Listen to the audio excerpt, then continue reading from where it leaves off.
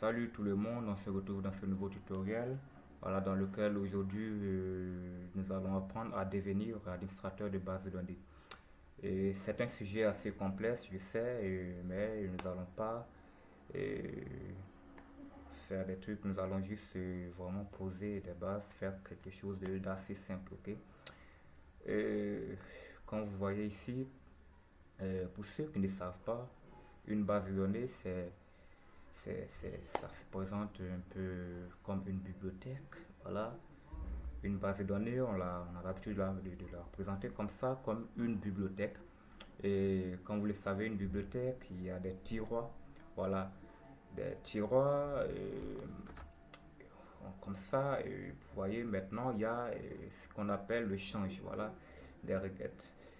Dans le cas des bases de données surtout, voilà, et vous allez demander au tiroir, plutôt à la bibliothèque, plutôt vous allez demander, voilà, via la bibliothèque, vous allez demander à tel tiroir. Toi, le tiroir numéro un, donne-moi le nombre de livres que tu contiens. Toi, le tiroir numéro 2, donne-moi le nombre de stylos, le nombre de données que tu contiens. Voilà, c'est un peu comme ça que se passe la base de données. Voilà, c'est la même chose, hein. Voilà, une base de données contient des tables. Et ces tables-là, c'est ce qu'on et c'est ce qu'on on présente un peu avec les tiroirs. Voilà, ces tables-là sont là pour contenir des données. Voilà, on peut avoir par exemple la table utilisateur qui contient qui doit contenir des données des utilisateurs et une table aussi d'articles, voilà, qui peuvent contenir les différents articles de votre site web, aussi une table de commandes, tout ça, voilà, pour les boutiques en ligne, pour les sites e-commerce, voilà. Et vous avez, voilà, des choses comme ça, c'est vraiment quelque chose d'assez intéressant, voilà. Donc, voilà, c'est pourquoi ce sujet est aussi, voilà, très important. Je vous invite vraiment à partager la vidéo, à cliquer j'aime. Et s'il y a des choses que vous ne comprenez pas, vous pouvez me laisser en commentaire et on verra ça. Ok, donc c'est parti, je vous présente directement la chose. Vous voyez ici, je joue mon éditeur. Voilà, ici, j'ai faire une connexion à la base de données. Alors, comme vous pouvez le voir, je vous dis tout de suite, une base de données se gère en deux façons. D'accord, vous voyez, on a le mode console et aussi le mode graphique. Voilà. Pour le mode graphique, on a par exemple des, des, des, des systèmes de gestion de base de données, voilà, comme MySQL Workbench et PHP voilà, qui vous permet de gérer votre base de données, voilà, avec des modules vraiment déjà très très avancés, déjà présents, voilà, déjà prédéfinis, je vais dire, voilà, et pour gérer par exemple effacer, supprimer, écoutez, voilà, supprimer et créer des nouvelles bases de données et des tables, voilà, et tout ça. Vous pouvez effectuer plusieurs actions, voilà, en appuyant juste des boutons. Et ici, nous allons utiliser pour l'exemple MySQL, plutôt PHP voilà, et puisque c'est la plus utilisée. Et pour le mode console, nous allons faire un peu en deux et nous allons faire aussi, nous allons utiliser le CMD de Windows puisque je suis sur Windows. Voilà. Et pourquoi mode console et aussi mode graphique? Alors moi je vous recommanderais d'utiliser beaucoup plus le mode console parce que voilà, nous allons même d'ailleurs nous appuyer beaucoup plus sur ce mode-là parce que c'est quelque chose qui va déjà vous permettre de, de maîtriser voilà, le langage même en question. Vous imaginez, vous êtes sur PHP. Alors, j'ai dit que une base de données, on va faire des requêtes. On va faire des requêtes SQL pour demander par exemple à la base de données, euh, pour sélectionner une table dans la base de données et demander à cette table-là de nous donner le nombre d'utilisateurs voilà, pour les afficher sur notre site. Alors, pour cela, vous n'allez pas demander à PHP d'ouvrir et vous n'allez pas comme ça écrire euh, en PHP, vous n'allez pas comme ça écrire ouvre-moi, voilà, ouvre-moi et ouvre-moi ouvre-moi le mode graphique, plutôt ouvre-moi, je dirais par exemple MySQL, voilà, MySQL, et, et sélectionne à l'intérieur de cette base de données et telle table, tout ça. Voilà, vous n'allez pas pouvoir faire toutes ces choses. Vous allez plutôt vous rendre compte que vous serez obligé de taper plutôt le langage SQL. Voilà, vous allez taper par exemple select, voilà, je vous montre tout de suite. Hein, vous voyez, on fera comme ça. Select all from, voilà, select all from le nom de la base de données, bon, je dirais le nom de la table, users, voilà, puisque la base de données est déjà connectée, voilà, fonction SQL database comme ça, je fais comme ça, on sélectionne la base de données ici, database égale SQLcon, voilà, et voilà, comme quelque chose comme ça, voilà, donc on fera database comme ça, je réponds, BDD, $BDD égale database, voilà, database, j'utilise par exemple la méthode prépare select all from le nom de la table, users, voilà, voilà. Ligne de code a préfet de sélectionner toutes les données présentes dans la table users, comme on a bien sélectionné ici. Alors comme vous pouvez le voir, nous avons tapé la commande SQL. Vous voyez, on n'a pas ici de mode graphique. Voilà, on ne pourra jamais le faire comme ça. Voilà. Donc voilà pourquoi il est vraiment important pour vous d'utiliser beaucoup le mode console comme ça. Vous allez plutôt être amené à taper habituellement, plutôt couramment, des, des, des, des, des requêtes SQL. Voilà ce qui vous habituera vraiment à la chose. Voilà. Donc tout de suite, je vous montre. Voilà, je suis ici sur mon CMD. Et pour ceux qui vont taper comme moi, cette commande là, MySQL, voilà, vous essayez MySQL. Voilà, si vous tapez que vous n'avez pas ce message, attendez, voilà, MySQL.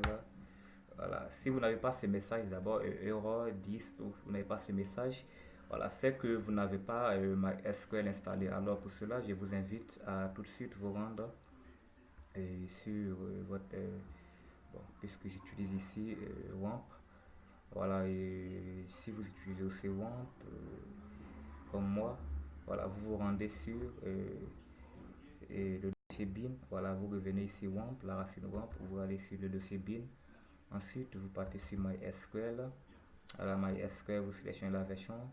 Vous venez encore dans bin. Voilà, et vous voyez ici le logiciel mysql.exe. Voilà, c'est celui-là qui nous permet d'utiliser MySQL en mode console. Et vous n'avez qu'à copier le lien ici. Voilà, et copier puis le coller dans votre variable d'environnement. Voilà, pour donner accès à votre invité de commande de, de, de, de pouvoir y accéder. Voilà, dans le cas contraire, vous allez devoir l'utiliser directement ici. Alors, donc tout de suite, je ne vais pas pouvoir vous montrer, mais voilà, je vous montre directement le tab.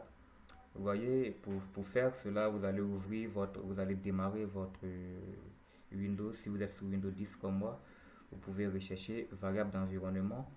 Et dès que c'est fait, vous allez voir, vous tapez sur Entrée et vous allez voir cette fenêtre là s'ouvrir. Voilà, et là vous cliquez sur l'encadré rouge ici, variable d'environnement. Voilà, une fois cliqué, voilà, vous tombez ensuite sur cette fenêtre là. Voilà, vous sélectionnez PAF, voilà, en bleu ici. Ensuite, vous cliquez sur le bouton modifier. Voilà, et dès que c'est cliqué, et vous voyez ensuite cette fenêtre là.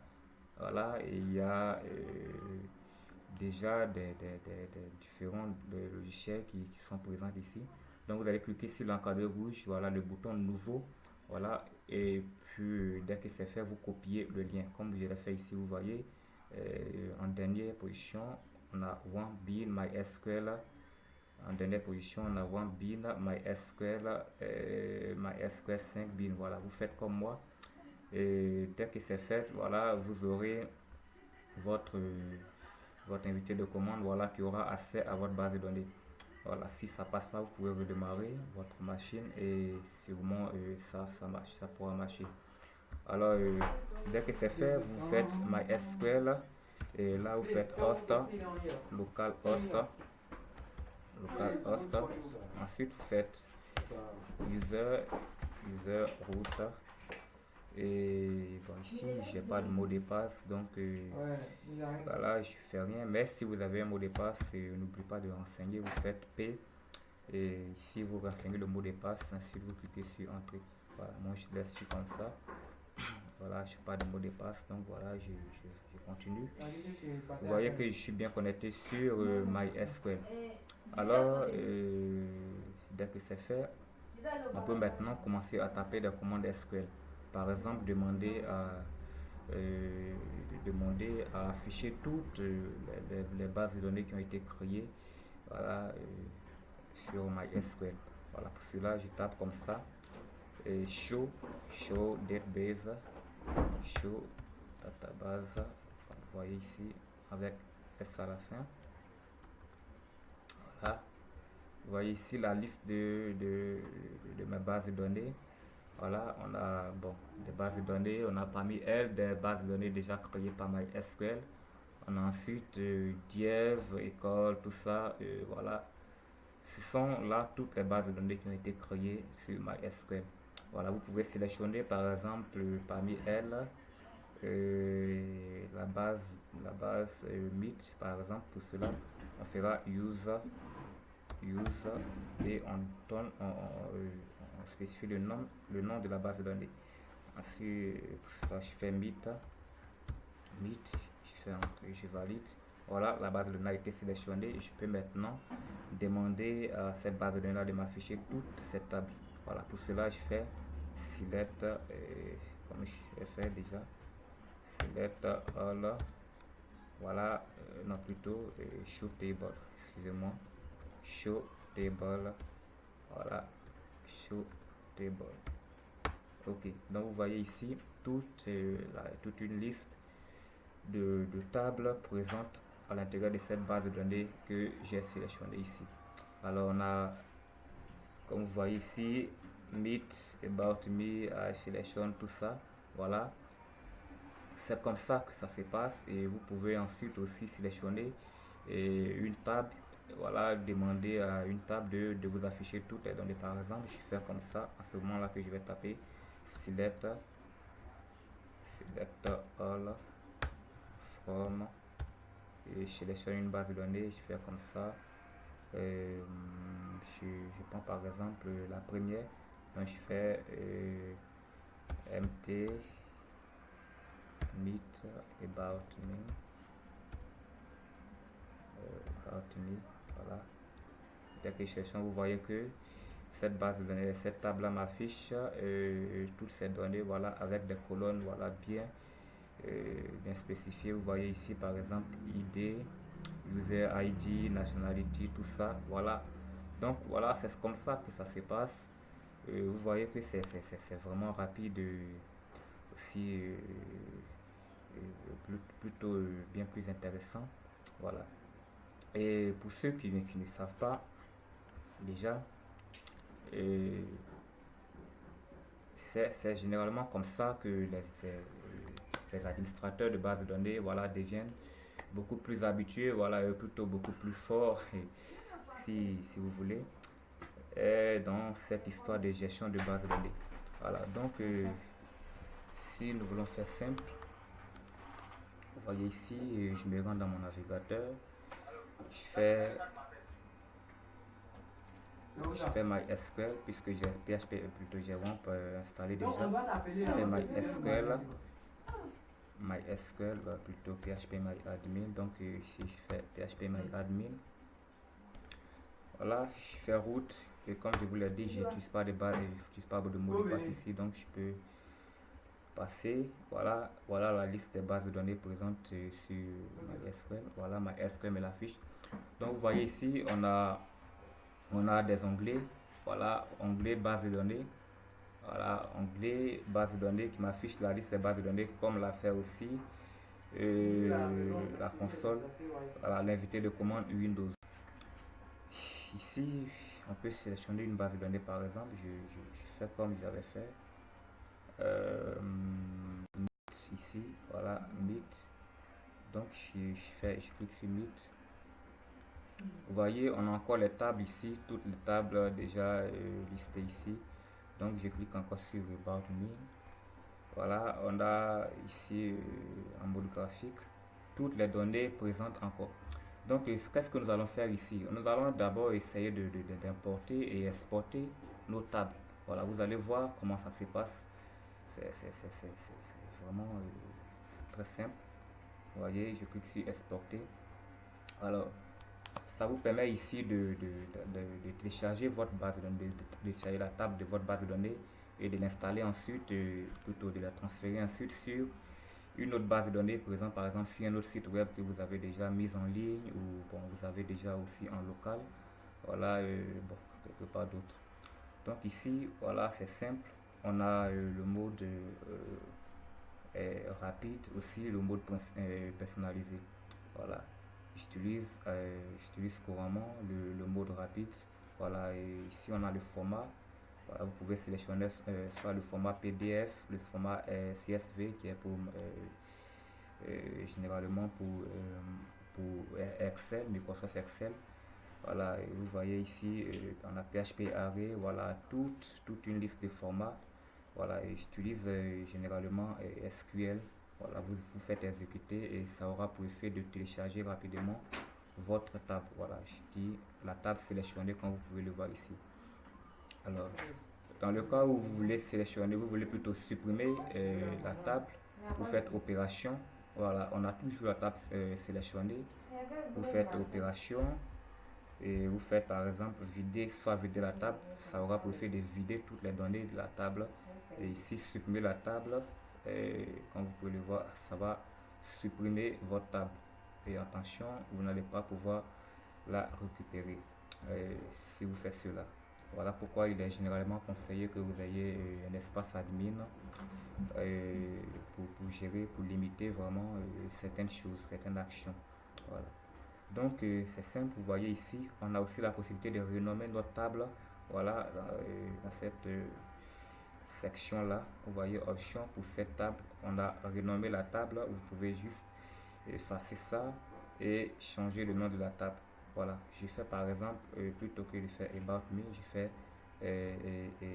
fais test comme ça. Voilà, vous voyez, quand je valide, je fais exécuter. Voilà, vous voyez que ça devient, on n'a plus About Me, on a maintenant MT, je vois, voilà, MT test ici. Voilà, donc je repars. About Me, je ramène About Me, j'exécute. Voilà, ça revient. Voilà. Donc de la même façon, vous pouvez aussi déplacer votre table vers une autre base de données. Voilà. Parmi les différentes autres bases de données qui sont présentes ici. Voilà, vous pouvez choisir soit la structure et les données, ou seulement les données, ou encore uniquement la structure. Voilà. Pour cela, vous restez sur cette section-là. Voilà, vous nommez juste la base de données.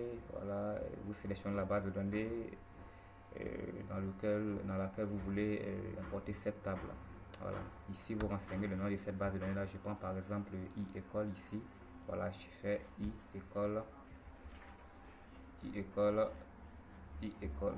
Voilà, si je fais exécute, ça aura pour effet de copier cette table là et l'insérer dans la base de données e-école qui est sélectionnée ici. Voilà, je vais pas le faire. Vous pouvez le tester là-bas si vous avez PHP ouvert aussi comme moi. Et ici, voilà, globalement, c'est ce qu'on a l'habitude de faire ici. On peut aussi déplacer la table, voilà, déplacer la table entière. Voilà, ça va vous faire de couper ici, de supprimer la table ici et de déplacer la table vers une autre base de données et dont vous renseignerez le nom ici. Voilà. Donc c'est ça pour opération, c'est tout pour l'onglet opération. L'onglet importer, voilà, ça fait juste le contraire de exporter comme nous avons fait ici. Dès que vous avez la base de données téléchargée, vous pouvez sélectionner une base de données à laquelle importer cette table en faisant juste parcourir, voilà, et vous choisissez le format et voilà, ça sera fait. Et insérer ici, ça préfère d'insérer des nouvelles données à l'intérieur de cette table là. Voilà, on a déjà des données présentes comme on l'a vu et on a vu ici dans notre console, on a les données ici. Voilà, vous voyez ces données là. Ces données là, on a 1, 2, 3, tout ça. Voilà, on peut encore insérer d'autres données en faisant juste ça, insérer et on renseigne. Par exemple, j'ai fait 5, voilà, au fur et à mesure. Voilà. Ce sont des choses, tout ça, ce sont des choses. Je vais même montrer le navigateur. Voilà. Ici, insérer, on fera 1. Ici, nationalité, je fais par exemple ivoirienne. Voilà. Je pas ainsi de suite jusqu'à ce que je finisse. Et ici, je clique sur valider. Ça aurait préféré d'insérer. Voilà. C'est ce qu'on peut aussi faire en tapant la commande insert ici. Je fais insert into le nom de la table. Je fais là users, voilà, et là je fais par exemple je liste les différentes données, voilà, que je vais insérer à l'intérieur de cette table. Donc là je vais sélectionner par exemple users et user ID, user nationalité, tout ça. Voilà. Donc c'est comme ça, je vous conseille de plutôt apprendre à taper des commandes, des requêtes SQL. Voilà, insérer, sélectionner, ainsi de suite. Voilà. Donc vous voyez, voilà, on fait ce qu'on fait. Voilà, le mode graphique fait ce qu'on fait aussi en mode console. Voilà. Donc vous voyez, c'est vraiment simple. Et je pourrais pas, sans vouloir être long dans ce tutoriel, donc je pourrais pas vous montrer assez de choses. Voilà, mais si vous êtes intéressé, voilà, on pourra faire tout. Mais ce que je vais vous montrer par la suite sera peut-être essayer de créer une nouvelle base de données. Voilà, on le fait généralement ici. On fait une nouvelle. Je viens ici, on passe au navigateur. Vous voyez, on fera ici nouvelle base de données. Voilà, pour cela je clique sur nouvelle base de données. Nouvelle base de données. Voilà, ici je n'ai qu'à renseigner le nom de la base de données. Ça peut être test. Si ce n'est pas fait, bon, ça existe déjà. Donc je fais tuto par exemple. Tuto. Voilà, je sélectionne l'encodage. Bon, généralement, il vous est conseillé de sélectionner UTF-General SI. Voilà, bon, je peux laisser par défaut, je peux créer comme ça. Et voilà, dès que la base de données est créée, et je m'invite aussi, je suis ici invité aussi à renseigner le nom d'une table. Ça peut être commande, par exemple, liste de commandes. Voilà, ici. Voilà, on peut dire aussi de sélectionner le nombre de colonnes que je veux. Voilà, je peux dire comme ça, je veux 8 colonnes. Voilà, quand je fais exécuter, vous voyez, on a ici, je renseigne le nom des colonnes, les types, les valeurs, tout ça. Voilà. Donc, c'est vraiment simple avec le mode graphique. Voilà. Mais nous allons essayer de le faire plutôt en mode console. Et vous voyez, ça vous permettra de rapidement d'apprendre beaucoup de choses. Mais je vous montre la technique. Quand vous restez sur le mode graphique, vous voyez ici, vous pouvez cliquer sur console. Console ici, vous voyez les différentes requêtes qui ont été effectuées. Voilà, c'est comme ça que vous pouvez apprendre. Rename, table, tout ça. À chaque fois que vous cliquez, vous effectuez l'opération, la commande, la requête qui a été exécutée, voilà, c'est tape ici. Voilà, vous pouvez copier et essayer de bosser un peu avec. Voilà, c'est juste une petite astuce que je vous montre. Et voilà, ici, je vais annuler cette opération-là. Pour cela, je vais directement supprimer cette base de données que je viens de créer là. Voilà. Pour cela, je viens ici, je reviens sur mon CMD et je vais demander à l'invité de commande de supprimer cette base de données que je viens de créer. Alors, je viens ici, je fais delete table, delete table, delete table. C'était quoi? C'était quoi déjà? Je vois, c'était tuto. Voilà, donc je vais sélectionner, je vais juste supprimer directement la base de données. Donc pour cela, je fais delete table, plutôt delete database, database, database, voilà, database, et je nomme le nom de la base de données. Cela, je fais tuto. Voilà. Donc voilà, on me dit erreur. Oui, c'est normal. C'est normal parce que c'est pas la commande à taper. Voilà, je fais une erreur. Et on devrait plutôt utiliser la commande drop. Voilà, donc ici, je remplace delete par drop. Drop, drop table, plutôt drop database, tuto. Quand je valide, vous voyez, on dit query OK ou affected. Voilà, si je vérifie, je vais vérifier en faisant, je fais dans mon navigateur, si j'actualise par exemple ma base de données en faisant ça, quand j'actualise, vous voyez qu'ici, je fouille, je cherche, voilà, je vois plus la base de données tuto. Voilà, elle a disparu. Voilà, donc ici, vous voyez ici, on me dit que la base de données n'existe plus. Voilà, donc là, j'actualise, voilà, il n'y a plus rien. Voilà, donc je reviens. Je vais maintenant demander au console de créer. Je vais demander voilà, à la console de créer une nouvelle base de données. Voilà, je fais maintenant create database,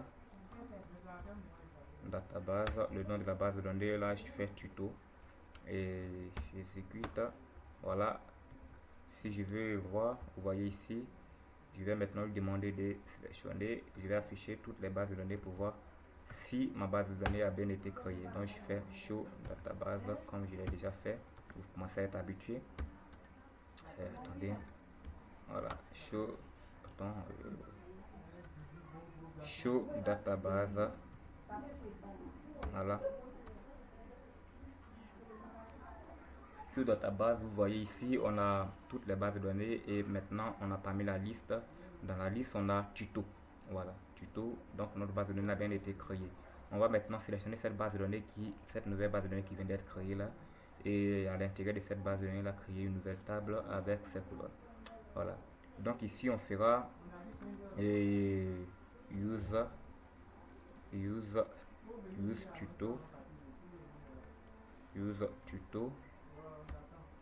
tuto, et là je fais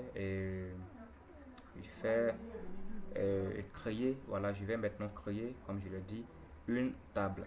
Alors cela je fais create table, ça je fais article, create table article, et là je valide. Bah, quand on crée une table, on crée aussi en même temps les colonnes. Voilà, une table c'est créé avec des colonnes, une table ne peut pas être vide. Donc ici on fera ID. Voilà, une première colonne, je fais ID. Et dès que ID est faite, et je vais renseigner les différents colonnes pour cette colonne là. Donc je fais ici, c'est un nom entier, donc je fais de type int et note nulle. Et au niveau d'ici, il faut qu'elle soit incrémente. Voilà, comme vous pouvez le voir ici, on a 1 2 3 4, voilà, ça compte automatiquement. Voilà, donc c'est grâce à l'auto-incrémente. Donc ici nous allons dire à l'idée de s'auto-incrémenter. Pour cela on fera note nulle auto-incrémente. Voilà, c'est généralement abrégé à AI. Voilà, auto-incrémente. Auto-incrémente. Voilà, donc je peux continuer. IDI, note nulle auto-incrémente. Je peux continuer, je fais ici. Et je prends une deuxième colonne, par exemple le nom de l'article. Donc name. Et cette fois, cette colonne elle va contenir des caractères alphabétiques. Donc ici je fais varchar, voilà, varchar, et là je vais demander, je fais varchar, je dis par exemple décidément je dis 255. Voilà, ça c'est la taille. Et ici je vais lui demander d'être, je vais dire que cette table là n'est pas, cette colonne n'est pas nulle. Donc ici je dis note nulle. Voilà, il faut préciser parce que sinon ça mettra par défaut, ça mettra nul à cette colonne là. Ben, c'est pas aussi quelque chose de truc. Voilà, vous pouvez laisser nul comme note nulle. Ok, donc ici je continue. Quelle autre colonne encore je peux renseigner? Par exemple la date la date à laquelle l'article a été posté. Donc ici je fais date posted, comme ça. Là je fais date posted aussi varchar. Non, cette fois c'est une date, donc ici je fais date. Voilà, note nulle. Voilà. Et pour l'auto-incrémente, il faut la définir comme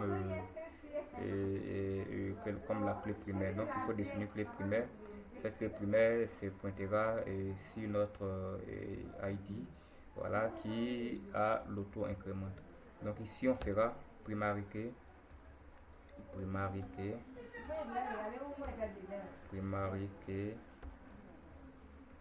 et là je dis que c'est la colonne ID. Voilà. Quand je valide, et maintenant il y a des erreurs. Table, article, ID, inter, name, varchar, not null, dot posted, date, not null. Oh, écoutez, j'ai oublié la virgule. Voilà, donc primary key ID. Donc je valide, vous voyez, c'est OK. Voilà, c'est OK. Et la table a bien été créée. Voilà, si maintenant je vais demander à cette base, je vais demander à la console de afficher les différentes tables qui ont été créées pour cette base de données que nous avons créée là. Et vous voyez que ça va m'afficher et cette table que nous venons de créer. Et donc ici je fais show table. Voilà, show table. Vous voyez qu'ici la table article a été sélectionnée. C'est la seule table que nous venons de créer pour la base de données tuto. Alors comment c'est passé? On a fait create table, le nom de l'article, le nom de la table, ensuite ces colonnes. Vous voyez, voilà, c'est vraiment simple. C'est ce qui se passe quand on crée aussi une table, quand on crée une table avec le mode graphique. Et on vient juste dans le navigateur. Vous voyez, je vous montre rapidement. Et ici, on a par exemple par exemple, Meet, comme c'est ce que j'utilise pour l'exemple. Non, non, non, et je vais faire simple. Vous voyez, j'actualise. Vous voyez qu'on a la base de données tuto ici. Je viens regarder, regardez bien. La base de données tuto qu'on vient de créer. Voilà, quand je l'ouvre, vous voyez ici, on a bien notre base de données qui est ici. Je fais structure. On a l'article ici. Quand je clique sur article, c'est la table qui a été créée pour la base de données tuto. Donc ici, vous voyez ici, on a ID, on a tout ça là. Quand je vois par exemple la structure de cette table là, vous voyez ici, on a ID int, nombre entier, 11 par défaut, auto-incrémente, name aussi, VARCHAR 255. On a aussi, comment on appelle là, voilà, qui n'est pas nul, on voit, vous voyez nul, non, qui n'est pas nul, date, post-it, la date qui n'est pas aussi nulle. Voilà, c'est ce qui se passe, voilà, quand on crée aussi une table, par exemple, si on veut créer une nouvelle table ici, comme je l'ai fait, voilà, article par exemple, si je fais article 2, article 2, article 2, je renseigne aussi le nom de l'article, je fais par exemple ID, et là je ferai auto-incrémente ici. Quand je fais auto-incrémente, automatiquement on a la clé primaire ici. Vous voyez, l'index est la clé primaire. Ici je renseigne aussi nom, nom article, nom article. Ici je fais VARCHAR par exemple 255, voilà 255. Ensuite je fais aussi la date et là je fais date et voilà, il n'y a rien à renseigner ici. Ouais, par défaut ce n'est pas nul, ce n'est pas nul, ce n'est pas nul. Quand je valide, quand je valide,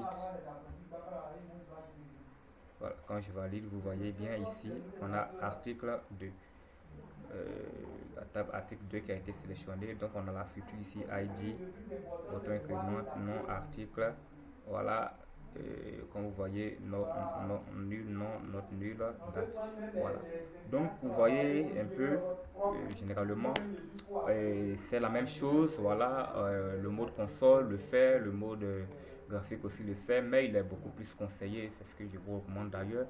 Utiliser le mode console. Voilà, vous voyez là, on tape nous-mêmes les choses. N'oubliez pas que quand vous cliquez, quand vous utilisez le mode graphique, ce sont des codes SQL que vous aurez dû taper là, voilà, qui se tape automatiquement pour vous. Si par exemple j'ouvre, comme je fais ici, si j'ouvre la console, vous voyez ici on a quoi? Create table tuto, article 2, ID, tout ça, vous voyez, c'est la commande qui a bien été tapée. Voilà. Donc c'est beaucoup plus conseillé pour vous, beaucoup plus recommandé d'utiliser le mode console comme ça. Et quand vous vous présentez sur votre éditeur comme ça, c'est beaucoup plus facile pour vous, puisque ici vous serez, comme je l'ai dit, obligé de taper des commandes SQL. Voilà, si vous êtes habitué au mode graphique, ça pèsera vraiment sur vous. Donc voilà, je vous remercie d'avoir suivi ce tutoriel. Je vous dis au revoir et vous pouvez, si cette vidéo vous a plu, cliquez sur j'aime, voilà, vous abonner à ma chaîne, ça m'encouragera aussi à continuer à poster des tutoriels pour vous.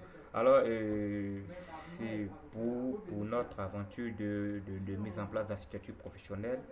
Voilà, vous voyez, on a encore à continuer. J'ai pas vraiment le temps, mais je ferai l'effort de vous faire cette vidéo d'ici 2 à 3 jours. Voilà, on aura l'occasion de faire ça.